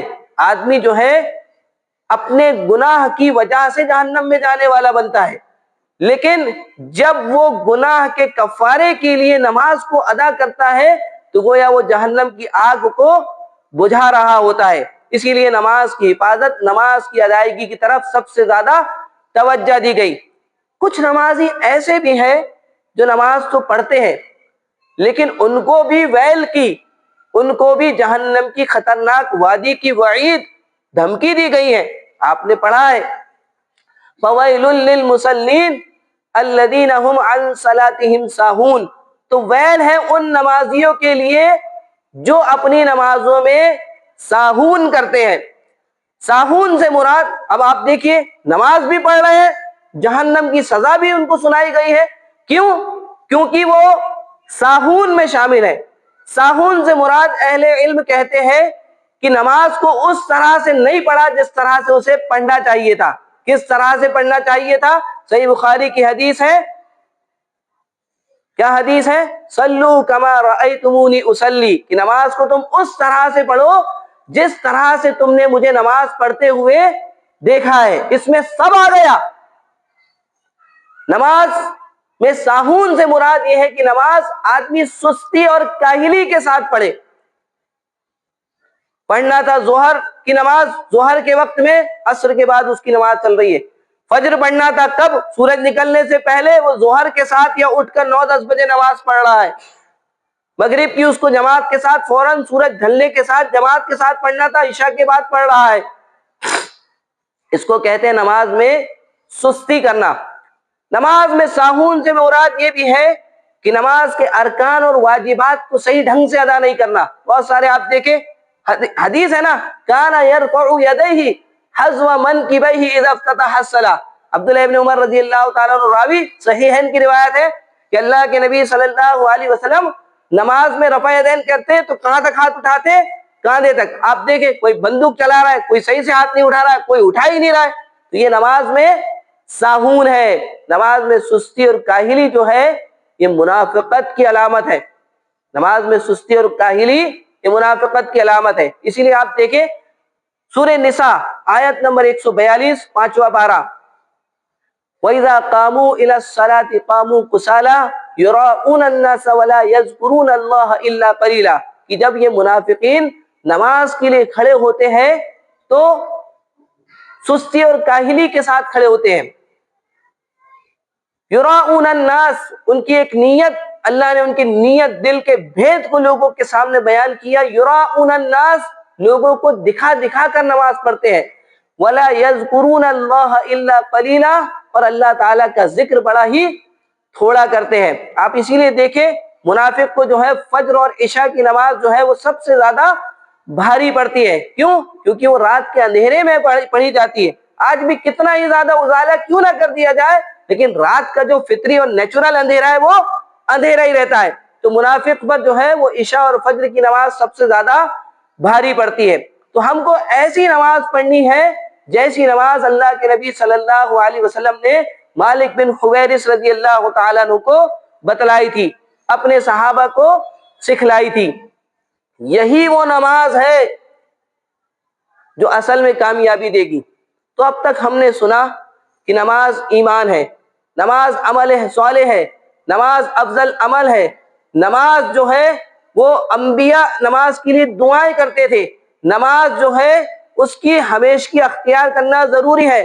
نماز اولین اعمال اور فرائض میں سے ہے. نماز جنت میں لے جانے والی ہے. نماز جہنم کی آگ کو ماند کر دینے والی ہے. نماز جو ہے اللہ تعالیٰ کے محبوب مقبول اور مقرب بندوں کی نشانی ہے. نماز پڑھنے والا جو ہے اللہ کے نیک اور صالحین صدیقین کے ساتھ ہوگا. نماز نہیں پڑھنے والا اللہ تعالیٰ کا دشمن ہے، وہ فرعون، حامان، قارون، ابی بن خلف کے ساتھ ہوگا. اور بھی بہت ساری باتیں ہم نے سنی. تو یہ نماز کی اہمیت ہے، فضیلت ہے. نماز میں کہاں کوتاہی ہو رہی ہم یہ اس کو سنا. اب اصل چیز جو ہے وہ نماز ہے. وہ نماز جو ہم کو کامیابی کی طرف بلاتی ہے، اس کامیابی والی چیز کو ہم کو کامیابی کے ساتھ، حسن خوبی کے ساتھ ادا کرنا ہے. اسی لیے اللہ کے نبی صلی اللہ علیہ وسلم کی حدیث ہے، ان اللہ یحب اذا عمل احدکم عملا ان یتقنہ. بے شک اللہ تعالیٰ اپنے بندے کو پسند کرتا ہے جو کوئی عمل کو کرتا ہے تو اس عمل کو حسن خوبی اور مہارت اور صلاحیت کے ساتھ ادا کرتا ہے. تو عمل میں نماز سب سے اہم ہے. تو نماز کی اصل حسن، اس کی خوبی جو ہے وہ اللہ تعالیٰ نے خشوع اور خضوع میں رکھی ہے. قرآن مجید کو ہم جب پڑھتے ہیں تو اللہ تعالیٰ نے ارشاد فرمایا، قد افلح المؤمنون، تحقیق کی مومن حضرات کامیاب ہو گئے. مومن ہونے کا دعویٰ ہر کوئی کرے گا. کوئی یہ نہیں بولے گا میں منافق ہوں. کوئی کہے گا؟ نہیں کہے گا. ہر شخص مومن ہونے کا دعویٰ کرے گا. اللہ تعالیٰ نے فرمایا قد افلح المؤمنون. یہ جو قد ہے، لفظ قاف دال زبر قد، یہ حرف تحقیق ہے. یعنی اس بات میں کسی بھی طرح کی شک اور شبہ کی گنجائش نہیں ہے. ویسے بھی اللہ تعالیٰ کوئی بات کہتے تو شک اور شبہ کی گنجائش نہیں، لیکن جہاں انا یعنی بے شک اور جہاں قد آ جاتا ہے مطلب بات بہت زیادہ اہم ہے. افلح المؤمنون، مومن حضرات کامیاب ہو گئے. افلح لفظ فلاح سے بنا ہے. کسی بھی چیز کو کاٹنے یا چیرنے کو فلاح کہتے ہیں۔ عربی زبان میں فلاح یا فلاح جو ہے وہ کاشتکار، فارمر، کسان کو کہتے ہیں، کیونکہ وہ زمین کو پھاڑ کر اس میں دانا اور بیج ڈالتا ہے، پھر اس کی بعد میں فصل نکلتی ہے، اس کی دیکھ ریکھ کرتا ہے۔ تو مفلح، کامیاب شخص کو، جو فاتح ہے، جو کامیاب ہوا ہے، جس نے میرٹ پوزیشن حاصل کی ہے، وہ جس بھی فیلڈ میں پاس ہوتا ہے، کامیاب ہوتا ہے، تو اس راستے میں آنے والی تمام تر تکلیفات کو، پریشانیوں کو، صعوبتوں کو، مصیبتوں کو چیر کر، پھاڑ کر، ہٹا کر کامیاب ہوتا ہے۔ مثال کے طور پر بتا دوں، چھوٹے بچے بھی موجود ہیں کہ وہ پڑھائی کریں گے اور پڑھائی میں پہلا نمبر یوں ہی نہیں حاصل کر لیں گے، اس کے لیے محنت اور مشقت ضروری ہوگی، اور وہ محنت اور مشقت ان کی ایسی ہوگی، کئی شادیاں ہوگی جس کو انہوں نے ترک کیا ہوگا، کئی جو ہے دعوتیں ہوگی اس کو انہوں نے ترک کیا ہوگا، راتوں کو انہوں نے جاگا ہوگا، کئی جو ہے ادھر ادھر کی فلمیں اور کئی ساری گناہ کی چیزوں سے وہ بچتے ہوئے رہیں گے۔ تو اللہ تعالیٰ نے فرمایا وہ مومنین کامیاب ہو گئے، انہوں نے اپنی پریشانیوں کو، صعوبتوں کو، مصیبتوں کو کاٹ دیا۔ الذین هم فی صلاتہم خاشعون، جو صرف نماز نہیں پڑھتے بلکہ نماز میں خشوع اختیار کرتے ہیں۔ خاشین، واو عین، خشوع، خشوع کہتے ہیں قلب اور جوارح کے انہماک اور یکسوئی کو۔ قلب کہتے ہیں دل کو، اور جوارح کہتے ہیں ہماری آنکھ، ہمارے ہاتھ، ہمارے منہ، ہمارا گھٹنا، ہمارے پیر، یہ جو جوارح ہے۔ تو قلب کی یکسوئی کیا ہے؟ ہم جب نماز پڑھے تو ہم نماز میں اپنے دل کو لگا کے رکھیں، اسی لیے ہم محاورے میں کہتے ہیں دل کا لگنا۔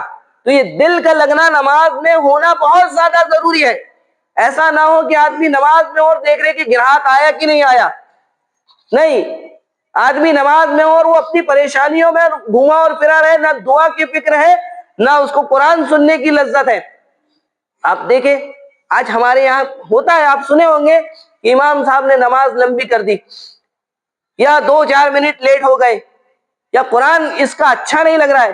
حالانکہ ہوتا یہ ہے کہ جو امام منتخب ہوتا ہے اس کے اختیار میں بھی یہ بات نہیں ہوتی کہ وہ بالکل پرفیکٹ 10 منٹ تو 10 منٹ میں ہی پڑھا دے، اس کے اختیار میں بھی یہ نہیں ہوتا ہے کہ وہ بالکل نہ بھولے، اس کے اختیار میں یہ بھی نہیں ہوتا ہے کہ وہ سب کو جو ہے اپنی پڑھائی یا اپنی آواز پسند کروا دے۔ لیکن جس مصلی کا نماز میں دل نہیں رکھتا، پھر وہ ایسی جو ہے کاڑی بازی کرتا ہے۔ کیوں؟ کیونکہ جو قرآن کو سنتا ہے وہ قرآن کا ہی ہو کر رہ جاتا ہے۔ یہ نماز میں قرآن کو سننا بھی ایک ذکر ہے، آپ کو تو ویسا نہیں آتا۔ نماز میں قرآن کو سننا بھی عبادت ہے، اسی لیے نماز کا قرآن کے ساتھ خصوصی تعلق ذکر کیا گیا۔ سورہ عنکبوت 21ویں پارے کی پہلی آیت نمبر 45، اتلو ما اوحی الیک من الکتاب واقم الصلاۃ ان الصلاۃ تنہی عن الفحشاء والمنکر ولذکر اللہ اکبر واللہ یعلم ما تصنعون۔ اے نبی کریم صلی اللہ علیہ وسلم، آپ اس کتاب کی تلاوت کیجئے جس کی آپ کی طرف وحی کی گئی ہے۔ کون سی کتاب؟ قرآن کی۔ وَأَقِمِ الصَّلَاةَ، اور نماز کو قائم کیجئے، یعنی صحیح معنوں میں نماز کو قائم وہی شخص کر پائے گا جس کو قرآن پڑھنے کا شعور ہے اور قرآن سننے کا شعور ہے۔ آپ دیکھیں لوگوں کو قرآن یاد نہیں ہوتا ہے تو کئی رکعت لمبی ہو گئی، ان کو قل هو اللہ احد، قل اعوذ برب الناس، انا اعطینا، اچھی بات ہے، یہ بھی یاد ہے، لیکن اور زیادہ قرآن کو یاد کر کے اپنے دل کو آباد کرنا، اور زیادہ قرآن کو یاد کر کے اپنی نمازوں کو مکمل اور بہتر کرنا، یہ کون کرے گا؟ سب کے لیے چھوٹی صورتیں ہیں؟ نہیں، سب کے لیے زیادہ سے زیادہ قرآن کو یاد کرنا، سب کے لیے زیادہ سے زیادہ قرآن کو سننا، یہ باعث خیر، باعث برکت، باعث اطمینان ہے۔ اسی لیے اللہ کے نبی صلی اللہ علیہ وسلم نے جب ایک رات، آدھی رات قیام کروا دیا تو صحابہ اکرام کہنے لگے کیا ہی بہتر ہوتا کہ پوری رات قیام فرما دیتے۔ ہم تو چھوڑتے ہیں کہ کہاں سے چھوٹی ہو جائے، چھوٹی ہو جائے، چھوٹی ہو جائے۔ وَأَقِمِ الصَّلَاةَ، اور نماز کو قائم کیجیے. إِنَّ الصَّلَاةَ تَنْهَىٰ عَنِ الْفَحْشَاءِ وَالْمُنکَرِ، بے شک نماز انسان کو بے حیائی اور برائی سے روکتی ہے. نماز بے حیائی اور برائی سے آپ کو نہیں روک رہی ہے، مجھے نہیں روک رہی ہے، تو کمی نماز میں نہیں ہے، کمی ہمارے اندر ہے. آج ہمارا معاملہ یہی ہو چکا ہے کہ ہم نماز جماعت کے ساتھ ادا کرتے ہیں، امام کے ساتھ نماز پڑھتے ہیں، قرآن کو پڑھتے ہیں، قرآن کو سنتے ہیں، سورہ فاتحہ پڑھتے ہیں، رکوع کرتے ہیں، سجدے کرتے ہیں، دعائیں کرتے ہیں، لیکن باہر جا کر وہی جھوٹ کہتے ہیں، باہر جا کر وہی خیانتیں کرتے ہیں، باہر جا کر وہی دھوکہ دہی کرتے ہیں، باہر جا کر وہی فحاشیت کے بیہودے کاموں میں ملوث رہتے ہیں، باہر جا کر وہی چغلی، غیبت خوری، حرام کاری، حرام خوری، ان سارے کاموں میں ملوث رہتے ہیں. نماز گویا ہم کو بے حیائی اور برائی سے روک نہیں ہے، بلکہ ایسا لگتا ہے کہ جیسے منافقت سے اور قریب کر رہی ہے. اصل کمی جو ہے ہمارے اندر میں ہے، ہم نے نماز کو سمجھا ہی نہیں ہے. نماز کی روح جو ہے وہ خشوع ہے. اسی لیے آپ دیکھیں، یہ جب عنوان منتخب کیا گیا، اہل علم کی جانب سے مجھ پر یہ گرا بار ڈالا گیا، تو میں نے اس عنوان کو سمجھنے کے لیے ہی اپنا زیادہ وقت لگایا. رسم کا مطلب ہوتا ہے فارمیلٹی، اور روح کا تعلق ہوتا ہے جسم سے. روح کوئی مردہ چیز نہیں ہے، بلکہ روح ہے تو ہی چیز زندہ ہے. روح ہے تو ہی چیز زندہ ہے. ایک جسم ہے اور اس کے اندر روح ہے تو ہی وہ زندہ ہے. اگر اس جسم سے روح نکال دی جائے تو وہ جسم مردہ ہے. اسی طرح سے نماز کا معاملہ ہے، نماز سے خشوع نکال دی جائے تو پھر وہ نماز نہیں ہے، وہ اٹھک بیٹھک ہے، وہ آپ کی وقت گزاری ہے. اسی لیے اللہ تعالیٰ نے کیا کہا؟ قد افلح المؤمنون الذین هم فی صلاتهم خاشعون، کہ جو اپنی نمازوں میں خشوع اختیار کرتے ہیں، یعنی ان کا دل اور ان کے اعضاء و جوارح میں یکسوئی اور انہماک ہوتا ہے. اس پوری سورت کے جو ابتدائی 10 آیتیں ہیں، اس میں اللہ رب العالمین نے کامیاب ہونے والے مومنوں کی اوصاف اور خوبیاں بتلائی، ان کی علامتیں بتائی. قد افلح المؤمنون الذین هم فی صلاتهم خاشعون. اور آیت نمبر 9 میں کیا بتایا؟ کہ والذین هم علی صلواتهم یحافظون، کہ جو لوگ اپنی نمازوں کی حفاظت کرتے ہیں. نمازوں کی حفاظت کرنے سے مراد یہ ہے کہ نماز کو ویسے ہی ادا کرو جیسے نبی نے نماز پڑھنے کا، ادا کرنے کا حکم دیا ہے، اور نماز کا کوئی بھی اجر، کوئی بھی حصہ کوئی دوسرا یا شیطان یا تمہاری نفس لے کر نہ جائے، یعنی ثواب تمہارا کم نہ ہونے پائے. تو اولئک هم الوارثون الذین یرثون الفردوس هم فیہا خالدون. وقت نہیں ہے، آپ پڑھیے گا ضرور. یہ جو سورہ مومنون 18ویں پارے کی جو 10 آیتیں ہیں، اس میں 7 یا 8 طرح کے کامیاب ہونے والے لوگوں کا تذکرہ کیا گیا کہ یہ مومن کامیاب ہوئے. مومن کا دعویٰ سب کر رہے ہیں نا، تو یہ مومن کامیاب ہوئے. اس میں پہلے کیا گیا کہ جو اپنی نمازوں میں خشوع کرتے ہیں، اور جو آخر میں کامیاب ہونے والے کا جو اوصاف ان آیات میں کیے گئے ہیں، اس میں ہے والذین هم علی صلواتهم یحافظون، کہ جو اپنی نمازوں کی حفاظت کرتے ہیں. یعنی کامیاب ہونے والے لوگوں میں ابتدا میں ان لوگوں کو رکھا گیا جو نماز میں خشوع اختیار کرتے ہیں، اور آخر میں کامیاب ہونے والے لوگوں میں انہی میں ان لوگوں کو رکھا گیا جو نماز کی حفاظت کرتے ہیں. اور بیچ میں جو چیز ہے وہ کیا ہے؟ والذین هم عن اللغو معرضون، جو لغو سے منہ پھیر کر پلٹ جاتے ہیں. لغو کہتے ہیں ایسے کلام کو یا ایسی حرکت کو جس سے انسان کا کوئی دینی فائدہ نہ ہو. آپ دیکھیں کہ جو خشوع سے نماز پڑھے گا، پوری دعائیں اس نے پڑھی، قرآن کو اس نے اچھے سے پڑھا، رکوع اس نے اچھے سے کیا، سجدہ اس نے اچھے سے کیا، تشہد اس نے اچھے سے کیا، انگلی کو اس نے اچھے سے حرکت دی، سلام اچھے سے پھیرا، بعد میں دعائیں اچھے سے پڑھی، آیت الکرسی اچھے سے پڑھی، تو اس کے اندر ایک تاثیر پیدا ہو جاتی ہے. یہ تاثیر کیسے پیدا ہوتی ہے؟ اس کی ایک مثال میں آپ کو بتلاؤں. جب آپ روزہ رکھتے ہیں، جب ہم روزہ رکھتے ہیں اور روزہ پورے شرائط و تقاضوں کے ساتھ رکھتے ہیں، تو جب ہم افطار بھی کر لیتے ہیں تو افطار کے بعد بھی کچھ کھانے کا سوچتے ہیں تو دیکھتے ہیں ارے روزہ تو نہیں ہے. تو بس یہی تاثیر جو ہے پھر نماز میں پیدا ہو جاتی ہے کہ خشوع نماز میں آیا اس کے بعد مطلب یہ ہے کہ وہ لغو بات سے، فضول کلام سے، فضول حرکتوں سے دور رہتا ہے، پھر وہ زکوٰۃ دینے والا بنتا ہے، پھر وہ امانت اور عہد کی پاسداری کرنے والا کہتا ہے۔ اہل علم کہتے ہیں کہ یہ کامیاب ہونے والوں کی جو لسٹ بیان کی، اس میں دو بار نمازیوں کا ذکر کیا گیا، اس سے دو اہم باتیں پتہ چلتی ہے۔ پہلی کیا؟ الاتقان فی العمل، کہ نماز ایک افضل عمل ہے، گویا اس کو ایسی پختگی اور ایسی مضبوطی کے ساتھ ادا کرنا کہ انسان کو پورا خشوع حاصل ہو جائے۔ اور دوسرا یہ کہ الاستمرار فی العمل، یعنی نماز کی ایسی مداومت و حفاظت کرنا کہ نماز کو بار بار پڑھنے کا اس کا دل چاہے۔ وقت ہو چلا ہے، کچھ اہم باتیں اور آپ کے سامنے بیان کرنا چاہوں گا۔ امام ابن القیم زوجی رحمۃ اللہ علیہ، یہ بہت پائے کے محدث گزرے ہیں، بہت بڑے عالم تھے۔ ان کی مایہ ناز کتاب ہے الوابل الصید۔ انہوں نے نماز کے 5 درجات بتائے ہیں، یعنی نمازیوں کے 5 درجات ہیں، 5 طرح کے نمازی ہیں۔ میں اپنے آپ کو ڈھونڈوں کہ میں کون سا نمازی ہوں، آپ اپنے آپ کو دیکھ لینا۔ میں نہیں کہوں گا کہ آپ ایسے نمازی ہیں ویسے نمازی ہیں، ہم اب دیکھیں کہ یہ 5 میں سے ہم کیسے والے ہیں۔ سب سے پہلا معاقب، دوسرا محاسب، تیسرا مکفر عن، چوتھا مصاب، اور 5واں مقرب من۔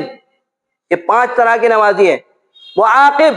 معاقب وہ شخص ہے جو ظالم لنفسہ ہی ہے، جو اپنے آپ پر ظلم کرنے والا ہے، یعنی نماز تو پڑھ رہا ہے لیکن نماز کے سب سے نچلے درجے پہ، 5ویں پائیدان پہ ہے، اس کو کہا گیا ہے معاقب۔ یہ اپنے آپ پر ظلم کرتا ہے، وضو اچھے سے نہیں کرتا، نماز اچھے سے نہیں پڑھتا، رکوع اور سجود اس کے اچھے سے نہیں ہوتے، اور جلد بازی میں بھاگم بھاگ میں نماز پڑھتا ہے، اللہ تعالیٰ کا کم ذکر کرتا ہے۔ ایسے ہی آدمی کی نماز جو ہے یہ منافقوں کی نماز ہوتی ہے۔ منافق نماز پڑھتا ہے، جو نماز نہیں پڑھتا وہ تو دائرہ اسلام سے ہی خارج ہے۔ اسی لیے عبداللہ بن شقیق رضی اللہ تعالیٰ عنہ کہتے ہیں کان اصحاب محمد صلی اللہ علیہ وسلم لا يرون شيئا من الاعمال ترکہ کفر غیر الصلاۃ۔ امام ابو عیسیٰ محمد بن عیسیٰ ترمذی نے اسے ترمذی میں ان کے اثر کو نقل کیا ہے کہ اللہ کے نبی صلی اللہ علیہ وسلم کے اصحاب کسی چیز کے، کسی عمل کے چھوڑنے کو کفر نہیں سمجھتے تھے سوائے نماز کے۔ جس نے نماز چھوڑ دیا اس نے کفر کیا۔ نماز چھوڑنے کا تو دین میں کوئی تصور ہی نہیں ہے۔ اب نماز جو پڑھ رہا ہے کس طرح سے پڑھ رہا ہے اس کی بات ہو رہی ہے۔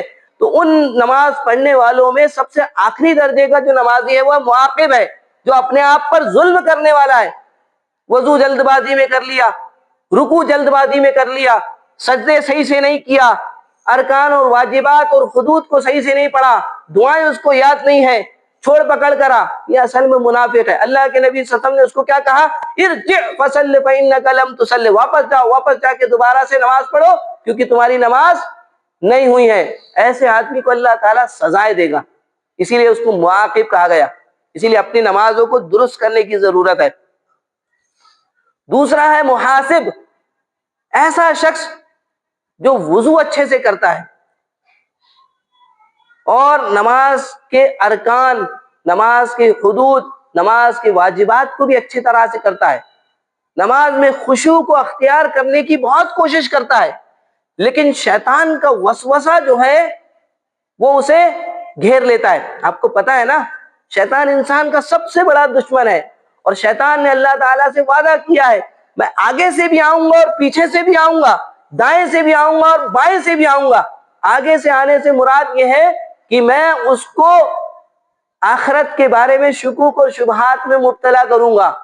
پیچھے سے آنے سے مراد یہ ہے کہ اس کو میں دنیا کی محبت میں ڈال دوں گا۔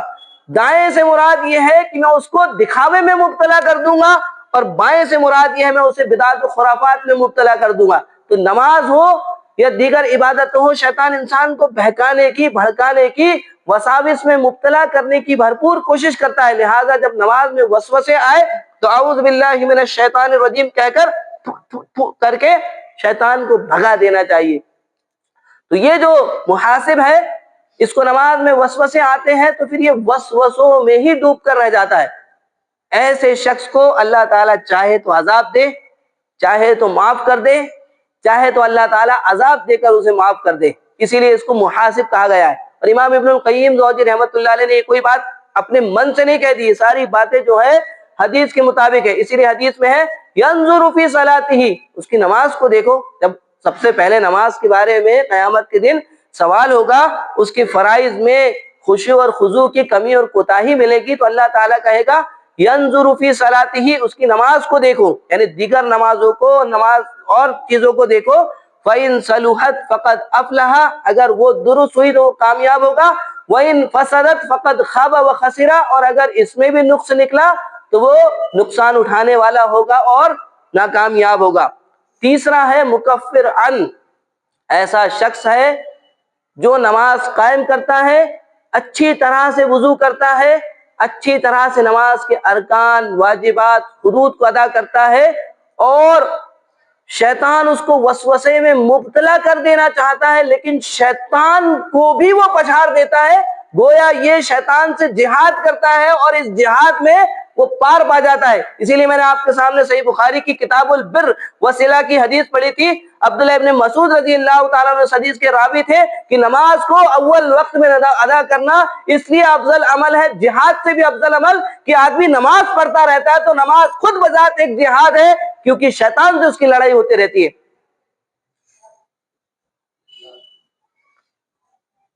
اسی لیے اللہ تعالیٰ ایسے بندے کو مکفر عن کو معاف کر دیتا ہے، کیونکہ اس نے شیطان کو پچھاڑا ہے۔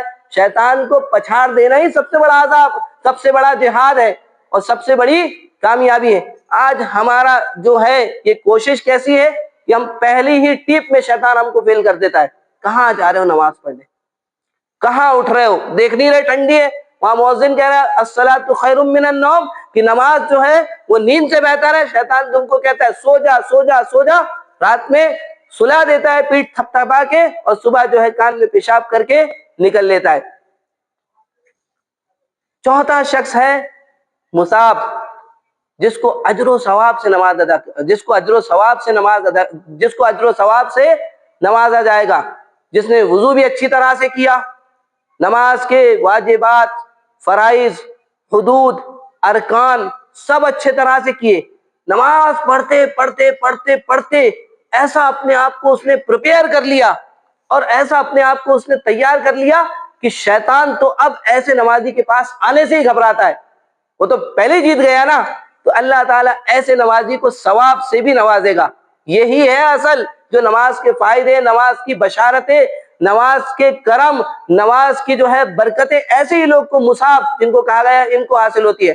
اور اس کے بعد والا جو شخص ہے وہ مقرب من، جس کے اندر یہ تمام خوبیاں حاضر ہو جاتی ہے کہ وضو بھی اچھی طرح سے کرتا ہے، نماز کے حدود، ارکان، واجبات اس کو اچھی طرح سے ادا کرتا ہے، نماز میں خشوع اور خضوع اختیار کرتا ہے، وسوسے آنا تو دور، نماز کو اتنا اچھا کرنے کی کوشش کرتا ہے کہ اللہ تعالیٰ سے قریب ہو جاتا ہے، اور وہ نماز اس طرح سے پڑھ رہا ہوتا ہے کہ گویا اللہ تعالیٰ کو وہ دیکھ رہا ہے۔ یہ احسان ہے۔ آپ دیکھیں حدیث جبریل ہے، لمبی حدیث ہے، اس میں جو ہے اس نے پوچھا جبریل امین نے کہ ایمان کیا ہے، تو ایمان کے ارکان جو اللہ کے نبی صلی اللہ علیہ وسلم نے فرمائے، اسلام کیا ہے تو اسلام کے ارکان بتائے، احسان کیا ہے تو احسان کے ارکان بتائے، کہ تم اللہ تعالیٰ کی اس طرح سے عبادت کرو گویا تم اللہ تعالیٰ کو دیکھ رہے ہو۔ یہ نہیں ہو سکتا ہے تو اس طرح کا احساس تو پیدا ہی کر لو کہ اللہ تعالیٰ تم کو دیکھ رہا ہے۔ جب نماز میں یہ احساس کسی کو پیدا ہو جائے کہ اللہ مسجد میں بھی دیکھ رہا ہے تو اس کو یہ بھی احساس پیدا ہوگا کہ اللہ باہر بھی اسے دیکھ رہا ہے، تب ہماری منافقتوں والی حرکتیں درست ہوگی اور سدھرے گی، تب ہم مومن کہلائیں گے۔ تو میں اور آپ اور تمام سامعین اور حاضرین سوچے کہ ہم ان 5 طرح کی نمازیوں میں کس مرتبے اور کس کیٹیگری میں آتے ہیں۔ کہیں ہم معاقب تو نہیں ہے، معاقب ہے تو جانوں پر، اپنی جان پر ہم ظلم کر رہے ہیں۔ کیوں؟ کیونکہ اللہ تعالیٰ نے عبادت کے لیے پیدا کیا، اور نماز سے بڑھ کر کوئی عبادت نہیں، اور اس میں ہی کمی اور کوتاہی، اس میں ہی منافقت۔ اور اگر ہم محاسب ہیں تو نماز ادا تو کر رہے ہیں لیکن اس کی اصل روح سے جو ہے دور ہے، لہذا نماز کو درست کرنے کی ضرورت ہے، نماز میں دل لگانے کی ضرورت ہے، دعاؤں کو یاد کرنے کی ضرورت ہے، قرآن کو یاد کرنے کی ضرورت ہے، قرآن کو سننے کی ضرورت ہے، دعاؤں کے معنی اور مفہوم کو سمجھنے کی ضرورت ہے۔ مکفر عن ہے تو یہ سمجھ لیجیے شیطان بہکانے کی کوشش کر رہا ہے، لیکن آپ شیطان کو پچھاڑ دے رہے، یہ اچھی بات ہے، آپ بیچ میں ہیں، لیکن اور اس سے اوپر جانا ہے، یعنی مصاب میں تو ایسا اپنے آپ کو بنانا ہے کہ شیطان ہمارے قریب ہی نہ آئے، اور جب یہ خوبی پیدا ہو جائے گی تو انشاءاللہ ہم مقرب من اللہ تعالیٰ کے محبوب بندے قرار دیے جائیں گے۔ تو کچھ باتیں نماز سے متعلق میں نے آپ کے سامنے رکھی۔ صرف نماز پڑھ لینا کافی نہیں ہے کہ کبھی پڑھ لیا کبھی نہیں پڑھا، کیسے بھی پڑھ لیا، بلکہ اصل چیز یہ ہے کہ ہم نماز کی روح کو سمجھے، نماز کے ایکسٹیکٹ کو سمجھے، نماز میں سستی اور کوتاہی نہ کرے، نماز کو ویسا ہی پڑھے جیسا اللہ کے نبی صلی اللہ علیہ وسلم نے پڑھنے کا حکم دیا تھا، نماز کی دعاؤں کو یاد کرے۔ آپ دیکھیں کہ یہ کیوں ہم آگے نہیں پڑھ پا رہے، کیوں ہم جو ہے کم کوالٹی والی چیزیں کو اختیار کریں۔ چیزوں کو آپ لینے جائیں، یہاں 2000 کا، 500 کا، 200 کا، 100 کا، 50 کا، 20 کا، 10 کا نوٹ رکھا رہے گا تو آپ کیا کریں گے؟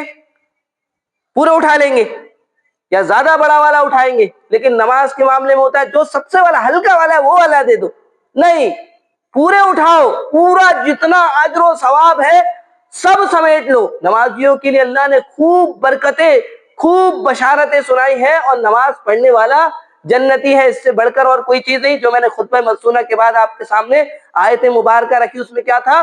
قد افلح المؤمنون، افلح کا معنی کامیابی سے ہے، لعلکم تفلحون اس کا معنی بھی کامیابی سے ہے۔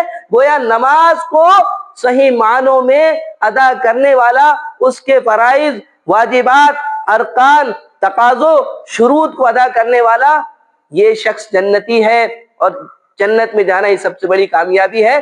اور اس سے بڑھ کر تو اللہ تعالیٰ نے نمازیوں کے لیے کیا خوشخبری سنائے؟ الذین یرثون الفردوس، کہ یہ لوگ فردوس کے وارث ہوں گے۔ ایک حدیث کا خلاصہ یہ ہے کہ اللہ کے نبی صلی اللہ علیہ وسلم نے فرمایا کہ جب تم دعا مانگو تو اللہ تعالیٰ سے فردوس کو مانگو۔ فردوس کیا ہے؟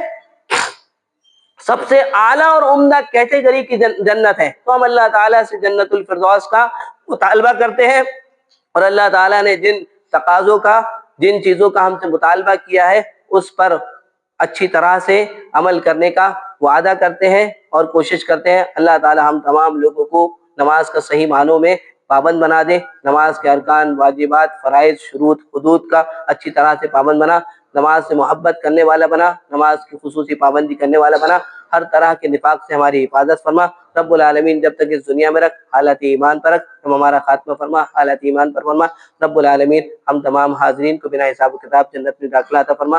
ربنا تقبل منا انک انت السمیع العلیم وتب علینا انک انت التواب الرحیم۔ سبحان ربک رب العزۃ عما یصفون وسلام علی المرسلین والحمد للہ رب العالمین۔